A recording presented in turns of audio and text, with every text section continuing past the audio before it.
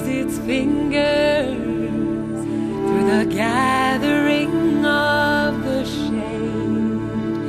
There will be golden blooms to harvest in the glade. Let us not foretell our future, but forgive its lesser